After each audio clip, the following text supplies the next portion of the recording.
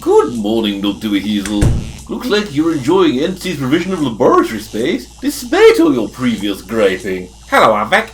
Yes, it's surprisingly spacious and, well, the tech might be a little old hat, but the briggies come through and making this Entity gig worth my time. I've got enough luncheon vouchers stashed into my bunker now to keep us in Monster Munch for aeons.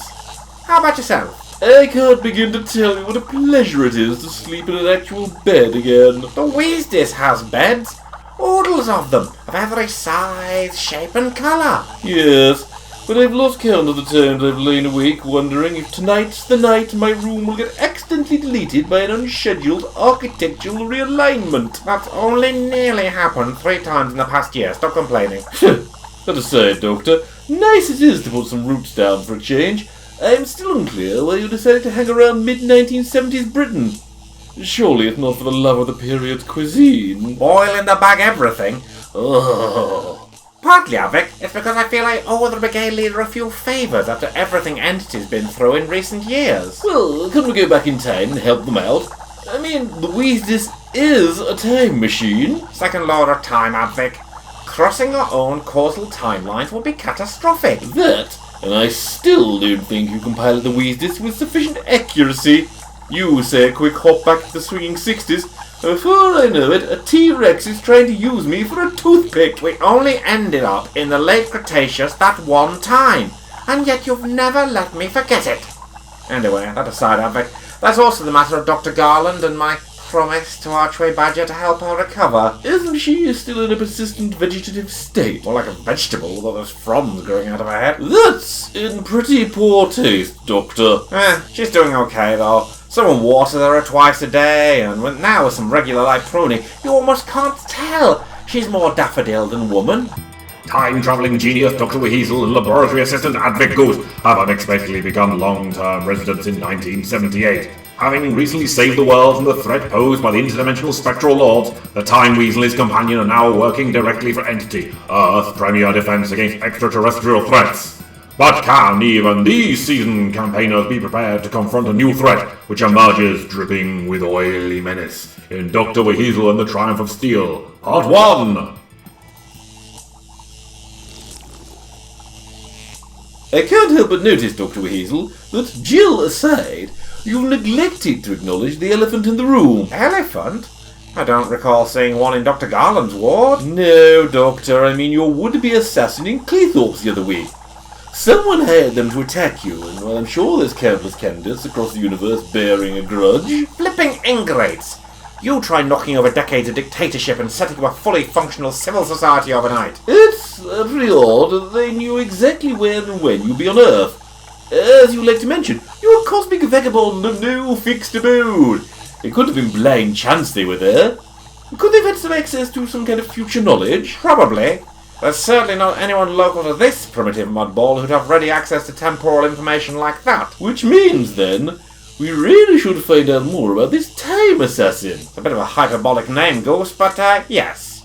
More importantly, I want to know if they're doing this off their own back, or if there's a greater agency behind them too. You mean someone's hired them to hire someone to put a hit on you? Well, I suppose that feeds neatly into your delusions of self-importance. Potentially, yes. But who could it be? Who dislikes me that much to go to all this trouble? And who knows my movements so clearly?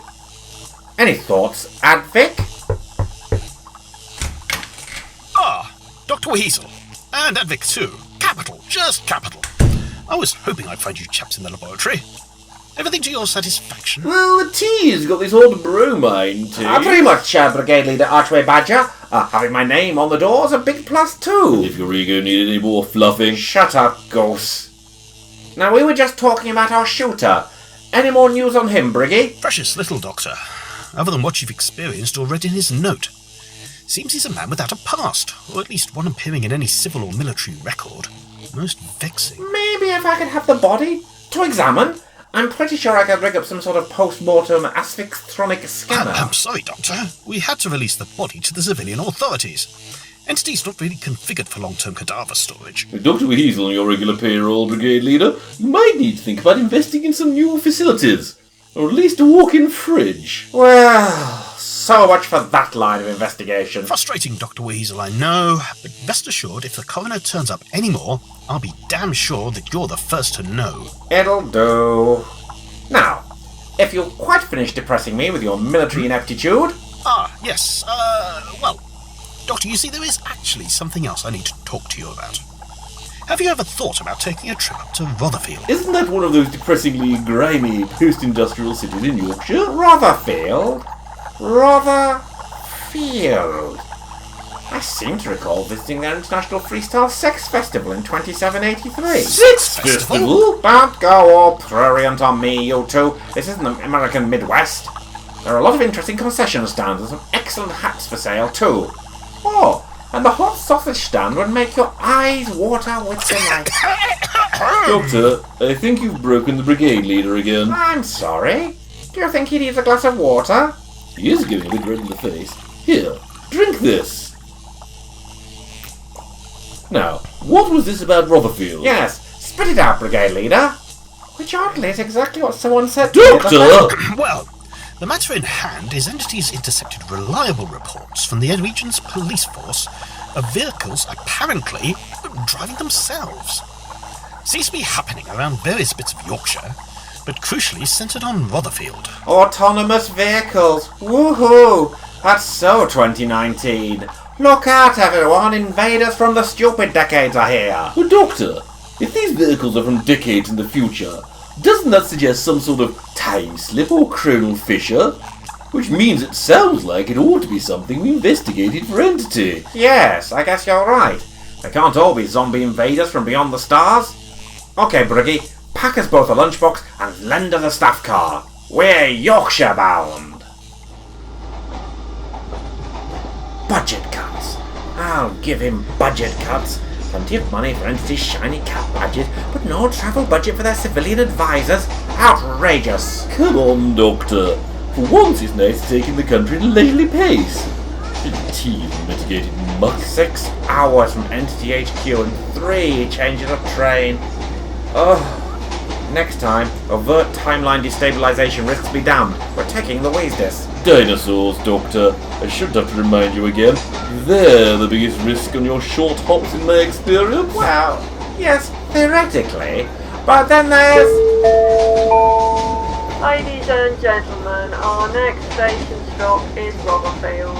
Change here for Sheffield, Leeds, York, and all stops to the scenic north. Rotherfield is our next and final destination.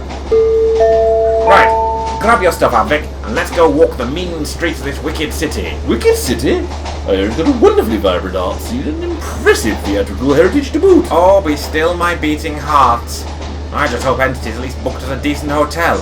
I don't fancy the look of those overcast skies too much. Honestly, Doctor, as someone who's travelling time and space across the entire universe, you do come across as a bit of a snob at times.